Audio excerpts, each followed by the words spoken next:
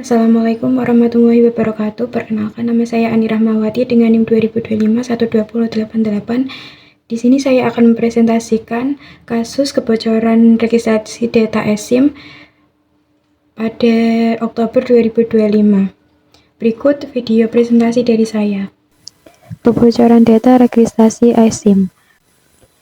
Kronologi kebocoran registrasi eSIM.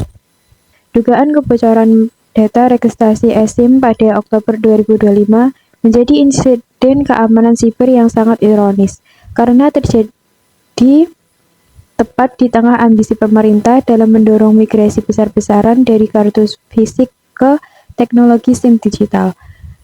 Peristiwa ini bermula ketika akun Peretas Burka Kemjorka kembali muncul di forum gelap dengan klaim kepemilikan 128 juta data registrasi pemilik warga Indonesia yang mencakup informasi krusial seperti nomor induk kependudukan atau NIK dan nomor ponsel.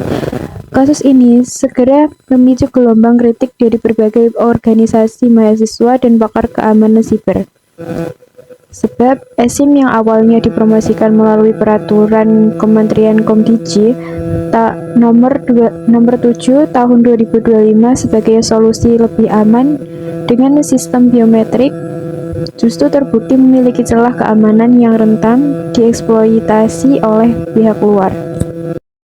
Slide selanjutnya, dimensi moral. Permasalahan ini termasuk ke dalam dimensi hak dan kewajiban informasi atau Information Right and Obligation. Dimensi ini menyoroti hak individu atas data pribadi mereka dan kewajiban organisasi, atau dalam hal ini operator seluler dan pemerintah, untuk melindungi data tersebut. Dalam kasus eSIM, terjadi pelanggaran terhadap hak privasi pengguna karena data NIK atau nomor induk kedudukan dan nomor ponsel yang bersifat rahasia justru terekspos dan diperjualbelikan. Selain itu, dimensi akuntabilitas dan kontrol atau accountability and control juga relevan karena muncul pertanyaan besar mengenai siapa yang harus bertanggung jawab dan bisa dituntut secara hukum ketika sistem digital yang dikelola negara atau mitra swasta mengalami kegagalan keamanan. Slide selanjutnya, perlindungan hukum di Indonesia mengenai kebocoran data registrasi eSIM. Peraturan di Indonesia saat ini sudah memiliki landasan kuat untuk melindungi korban, meski efektivitasnya masih dalam tahap pengujian. Dasar hukum utamanya meliputi yang pertama, Undang-Undang Nomor 27 Tahun 2022 tentang Perlindungan Data Pribadi atau UU PDP. Ini adalah payung hukum tertinggi. Undang-undang ini mengatur bahwa subjek data korban berhak mendapatkan ganti rugi atas pelanggaran data pribadi dan pengelola data yang lalai dapat dikenakan sanksi denda administratif hingga miliaran rupiah, bahkan sanksi pidana penjara. Yang kedua, UU ITE atau Informasi dan Transaksi Elektronik, yaitu mengatur mengenai larangan mengakses sistem elektronik orang tanpa izin atau hacking, atau bisa disebut juga hack, dan transmisi data pribadi tanpa hak.